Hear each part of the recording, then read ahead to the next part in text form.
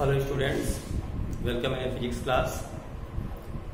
आज का जो जानकारी आपको दे रहे हैं इम्पोर्टेंट इंफॉर्मेशन है और वो चैप्टर आपको जो रिलेटेड है इलेक्ट्रिक कंडक्शन, ये चैप्टर आपका है। उसी से रिलेटेड आपका ये रिलेशन जो आपको हम बता रहे हैं, आपको इम्पोर्टेंट रिलेशन है। सॉरी, इलेक्ट्रिक कंडक्शन है, सिंपल सर्किट रिलेटेड है या डीसी सर्किट भी कह सकते हो, क्योंकि एनसीईआरटी में सब पूरा मिला करके दे रखा है। तो उसमें जो जानकारी हमारी है वो है आज EMF, electromotive force, terminal potential difference and internal resistance, how these physical quantities can be related to each other. इनको आपस में हम कैसे रिलेट करेंगे, इनके बारे में हम पढ़ेंगे आज। इम्पोर्टेंट चीज़ है, बोर्ड में भी पूछा जाता है और इससे बेस जनरली न्यूमेरिकल ही पूछा जाता है, प्रूफ भी है और न्यूमेरिकल भी पूछा जाता है। तो हाउ टू रिलेट ई, ये आपका ईएमएफ है and this is terminal potential difference and this is internal resistance.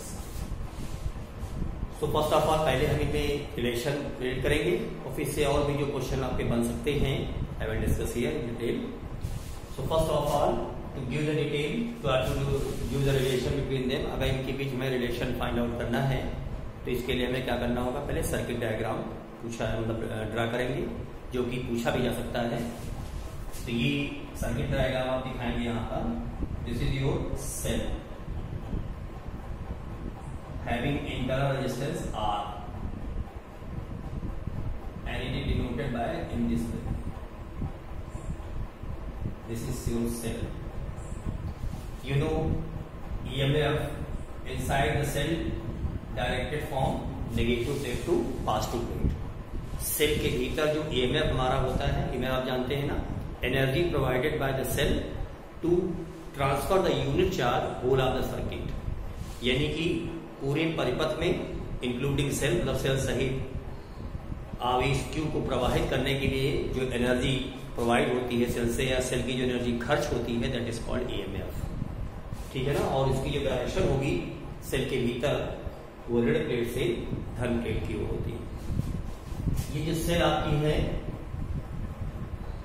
इसका संबंध किया जा रहा है इससे एक्सटर्नल रेजिस्टेंस से, जिसमें ये करंट सप्लाई करेगा थ्रू अ की। ये आपका एक्सटर्नल रेजिस्टेंस है।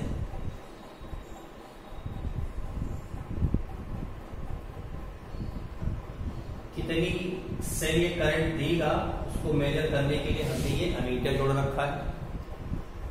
ध्यान रहे, अमीटर जो होता है वो करंट को मेजर करता है, धारा को मापा करता है, इसलिए always be connected in series.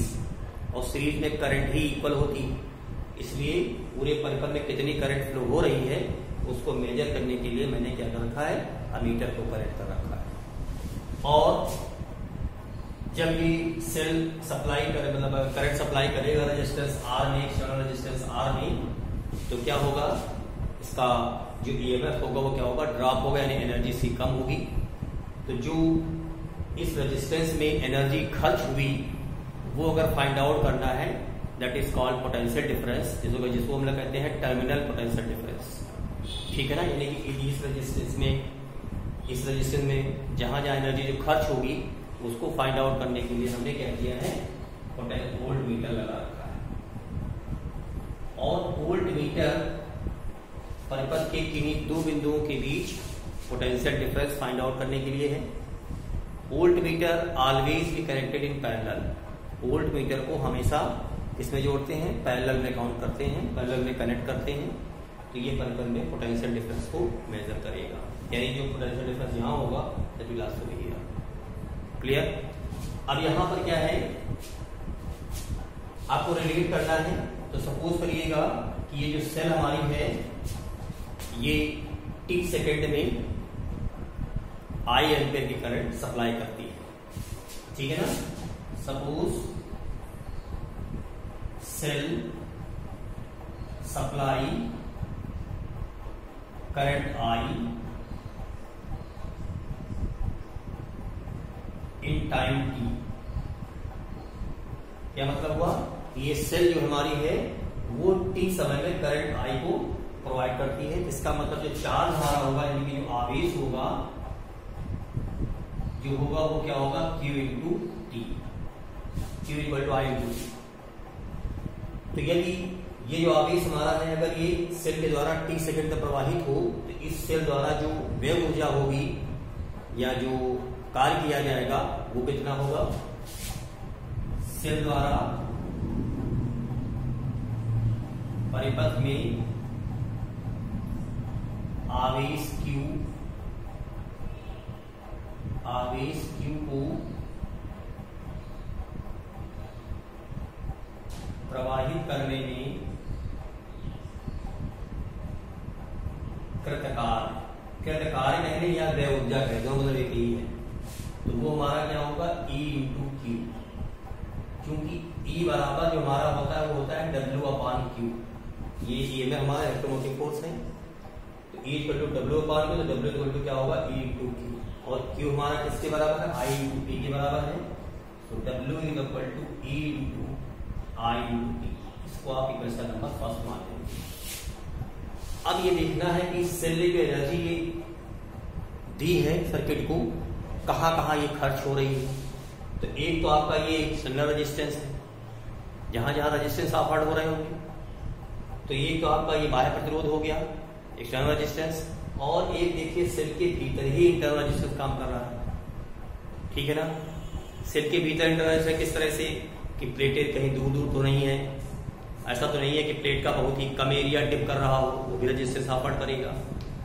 जो सोल्यूशन जो इलेक्ट्रोलाइट है कहीं ऐसा तो नहीं वो गाढ़ा हो गया हो।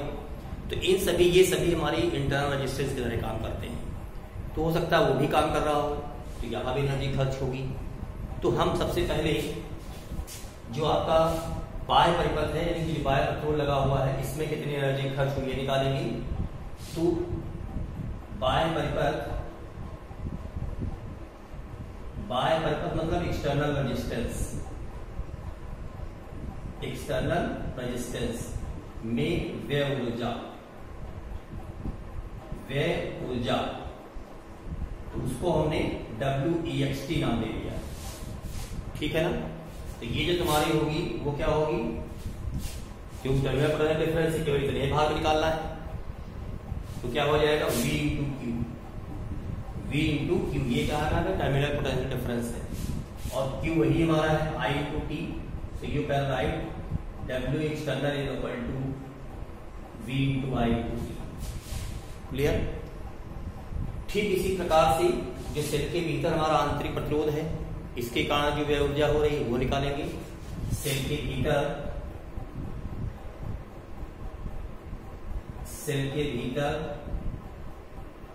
आंतरिक प्रतिरोध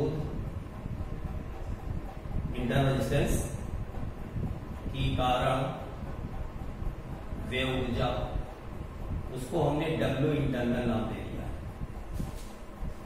और उसको हमने नया सिंबल V डैश दे दिया है, V डैश इंटू क्यू। ये V डैश वो किसके कारण है, I इंटू आर के कारण है, I इंटू आर के कारण है। और ये आपका हो गया I इंटू टी। यहां पर भी यूज कर सकते हैं V के स्थान पर I इंटू आर, अभी यूज करेंगे आगे। मगर चूंकि इसी में रिलेशन दिखाना है इसलिए इस टर्म को रोक रहे हैं, ठीक है ना। तो ये आपका हो गया W इंटरनल। इसका मतलब ये हुआ कि इस सेल ने टाइम t में जितनी एनर्जी सर्किट को प्रोवाइड की, वो जो एनर्जी आपकी है वो कहाँ कहाँ खर्च हो रही, बाह्य प्रतिरोध में, ये बाह्य परिपथ मार्ग वहां है और सेल के भीतर। तो फिर लॉ ऑफ एनर्जी कंजर्वेशन यानी ऊर्जा संरक्षण के नियम से ये जो हमारा सेल द्वारा पूरी जो ऊर्जा दी जा रही है वो क्या होगी, यहाँ जहां जहां खर्च हो रही है उनके बराबर होगी। दी गई ऊर्जा सेल द्वारा दी गई जो ऊर्जा होगी वो खर्च ऊर्जा के क्या होगी, बराबर होगी, कितनी एनर्जी वेस्ट हो रही है, ठीक है ना। यहाँ पर सेल द्वारा दी गई ऊर्जा बराबर हो जाएगा W इंटरनल और प्लस W एक्सटर्नल, यानी कि जहां जहां एनर्जी खर्च हो रही है और सेल द्वारा दी गई W ऊर्जा क्या है हमारी W है।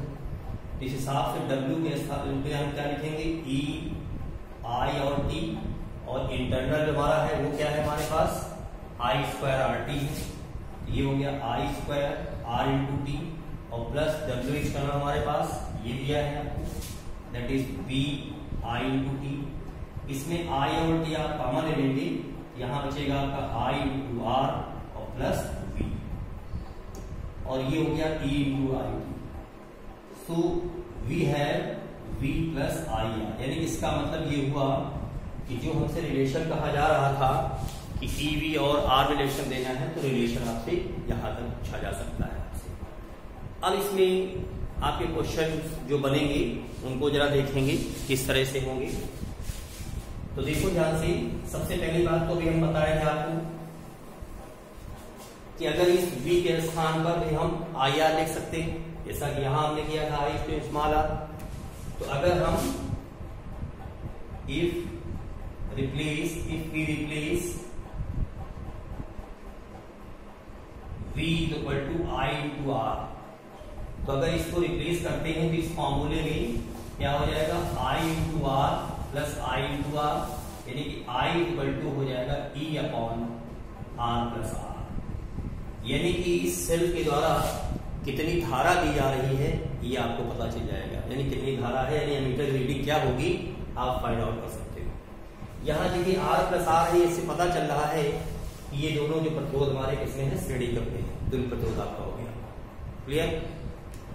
अब ये तो रिलेशन हो गया। अब अगर इसी में रिलेशन आपको निकालना है, किसमें मान लेते हैं हम रिलेशन निकालना चाहते हैं इंटरनल रेजिस्टेंस, EMF और पोटेंशियल डिफरेंस में, तो जरा देखिए वो भी जो इक्वेशन आपके पास है वो है E equal to V plus I R. इसको आप E minus V equal to I R या R इक्वल लिख सकते हो E minus V upon I। एक तो ये चीज बन गई आपकी। दूसरी बात, चूंकि I इक्वल टू जो हमारा है वो क्या है, V अपॉन R के बराबर है, ठीक है ना। तो जो V अपॉन R के बराबर है इसमें रिप्लेस कर सकते हो, तो R इक्वल टू हो जाएगा E minus V upon V by R, ठीक है ना। तो इसको जब रिप्लेस करेंगे तो क्या मिलेगी वैल्यू आपको, R equal to E minus V upon V और इंटू R। इसको आप ये भी लिख सकते हो A अपॉन V माइनस 1 और इंटू R। तो ये जो रिलेशन आपका बना, ये R यानी आंतरिक प्रतिरोध, EMF मतलब विद्युत वाहक बल, V मतलब टर्मिनल पोटेंशियल डिफरेंस और R आपका क्या है, बाह्य प्रतिरोध है। इसके टर्म भी आपके अल्टरनेटिव पूछे जा सकते हैं। रिलेशन पूछेंगे पहले इंटरनल रेजिस्टेंस बताइए, कई एक ऑप्शन दिए होंगे और डिफरेंट लिखे होंगे, तो अगर आपको आइडिया है तो आप आराम से कर सकते हो। अब इसमें एक चीज और समझना है आपको बेटा कि जो हमने इक्वेशन आपको बताई है E is equal to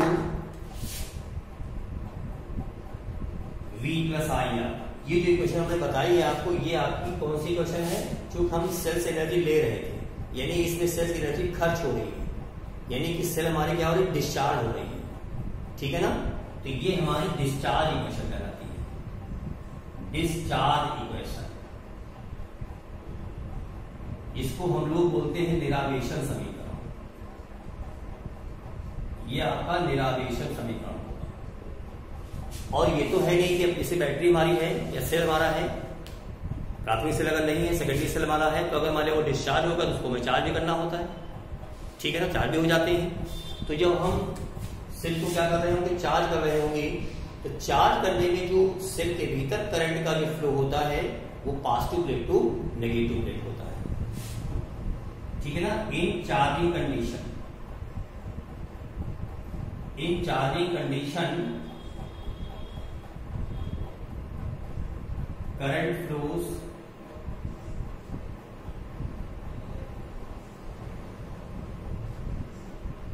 from positive into negative. इसका मतलब आवेशन और निरावेशन में, आवेशन में हमारी जो सेल के भीतर करंट थी वो नेगेटिव टू पॉजिटिव थी, और जब हम चार्ज कर रहे हैं तो पॉजिटिव नेगेटिव। इसका मतलब जो पहली कंडीशन हमारी इक्वेशन है, इस इक्वेशन में क्या चेंज हो गया, करंट की डायरेक्शन चेंज हो गई। तो यहाँ पे करंट इस फार्मूले में क्या होगा, जो चेंजमेंट होगा वो क्या होगा, V माइनस आई। इसका मतलब ये हुआ कि जो I हमारा होगा वो रिप्लेस होगा माइनस साइन से।